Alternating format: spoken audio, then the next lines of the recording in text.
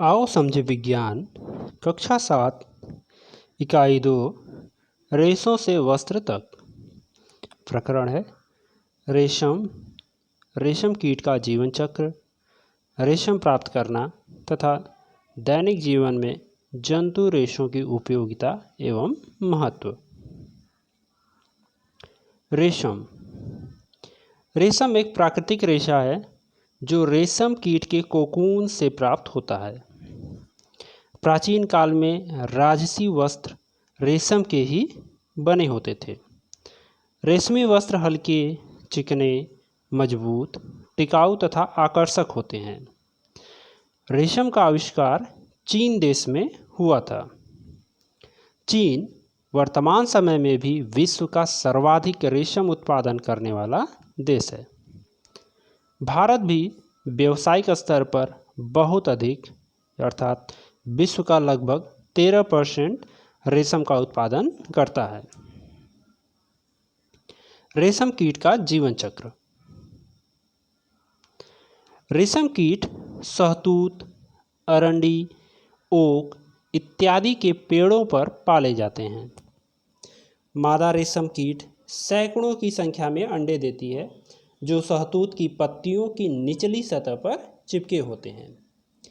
इन अंडों से सफ़ेद रंग के लार्वा निकलते हैं जिन्हें कैटरपिलर, इल्ली या लार्वा कहा जाता है। ये पेड़ की कोमल पत्तियों को खाते हैं और 4 से 6 हफ्तों में वृद्धि करके जीवन चक्र की अगली अवस्था में प्रवेश करते हैं। रेशम कीट के लार्वा में एक विशेष ग्रंथि होती है जिसे रेशम ग्रंथि कहते हैं। इस ग्रंथि से अत्यंत महीन लसदार पदार्थ स्रवित होता रहता है जो प्रोटीन युक्त होता है। लार्वा अंग्रेजी की संख्या 8 के आकार में आगे से पीछे की ओर गति करते हुए अपने चारों ओर इस लसदार पदार्थ को लपेटता जाता है जो हवा के संपर्क में आने पर सूख कर रेशम के रेशे में बदल जाता है। इसी बीच लार्वा प्यूपा में रूपांतरित हो जाते हैं। रेशम के रेशों से लिपटे हुए प्रत्येक प्यूपा एक सफ़ेद गोलाकार संरचना में बंद हो जाते हैं। इन प्यूपा युक्त गोलाकार संरचनाओं को कोया या कोकून कहते हैं। कोकून के भीतर ही प्यूपा विकसित होकर वयस्क रेशम कीट में बदल जाता है। अंत में रेशम कीट कोकून के रेशों को काटते हुए बाहर निकल आते हैं तथा अपना नया जीवन चक्र प्रारंभ करते हैं। रेशम कीट का पालन। रेशम प्राप्त करने के लिए रेशम कीटों के पालन का विज्ञान रेशम कीट पालन या सेरीकल्चर कहलाता है। भारत का प्रमुख सेरीकल्चर केंद्र कर्नाटक के मैसूर तथा बंगलुरु में है। कर्नाटक के अतिरिक्त आंध्र प्रदेश, तमिलनाडु, पश्चिम बंगाल, जम्मू कश्मीर तथा असम में भी रेशम का उत्पादन होता है। उत्तराखंड के नैनीताल तथा हल्द्वानी में भी रेशम कीट पालन किया जाता है। असम तथा झारखंड में कई किसानों का प्रमुख व्यवसाय रेशम कीट पालन ही है। वे पेड़ों पर रेशम कीटों को पालते हैं। नर कीट की तुलना में मादा कीट आकार में बड़ी होती है और एक बार में सैकड़ों अंडे देती है। किसानों द्वारा इन अंडों को सावधानीपूर्वक कागज अथवा कपड़े की पट्टियों पर इकट्ठा करके रेशम कीट पालकों को बेचा जाता है। कीट पालकों द्वारा इन अंडों को कीट पालक गृह में उचित ताप व नमी में इस प्रकार रखा जाता है जिससे अंडों में से अधिक लार्वा निकल आए। लार्वा के आगे की विकास के लिए बांस की बनी ट्रे पर शहतूत की कोमल ताजी पत्तियों को बिछाकर अनेक संख्या में लार्वा रख दिए जाते हैं। लार्वा इन पत्तियों को दिन रात खाते रहते हैं और आकार में काफ़ी बड़े तथा मोटे हो जाते हैं।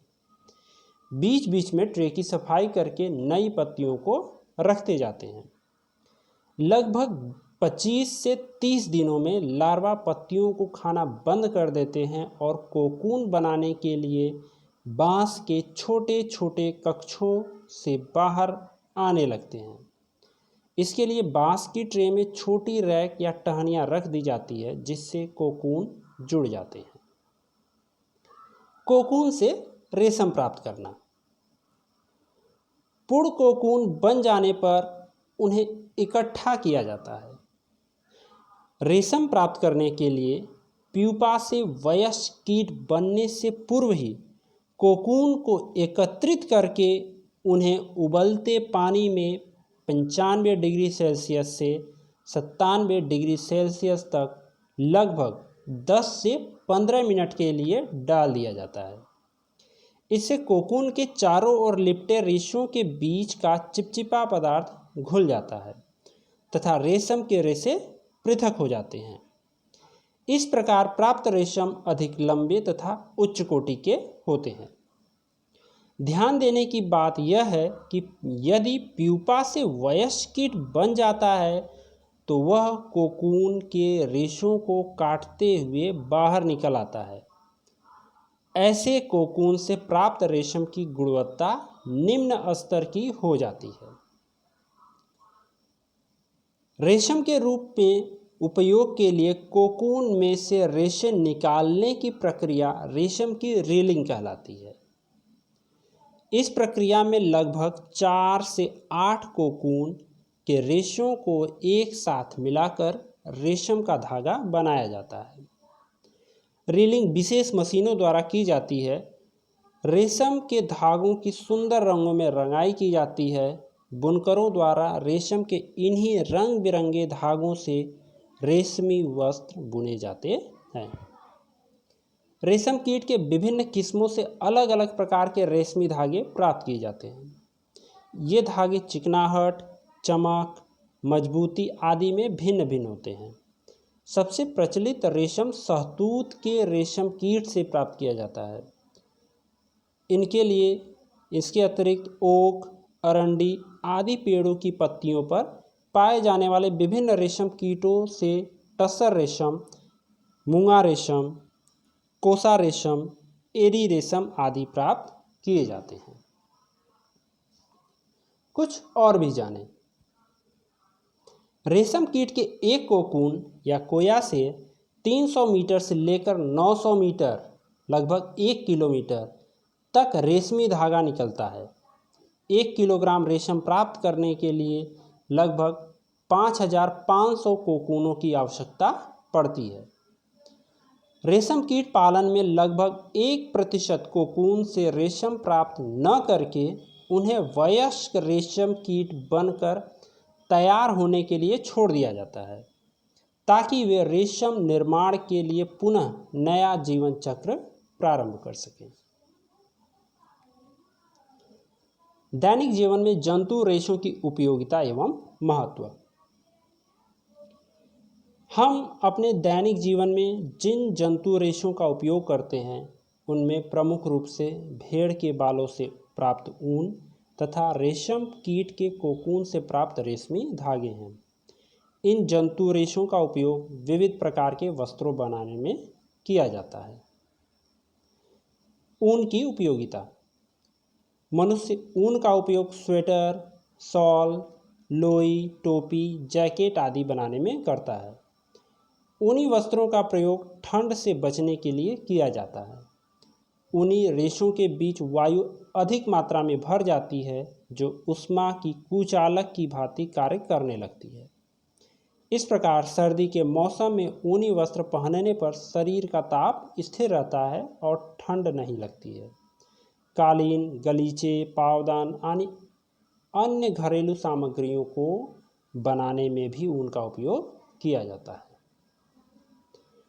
रेशम की उपयोगिता।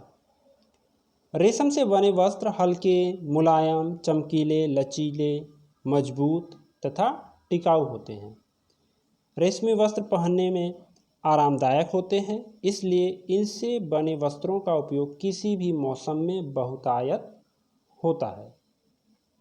भारत में रेशमी धागों से बनी रेशमी बनारसी साड़ियाँ, घाघरा चोली, चूड़ीदार शेरवानी अत्यधिक प्रचलित है, जिन्हें विशेष अवसरों पर पहना जाता है।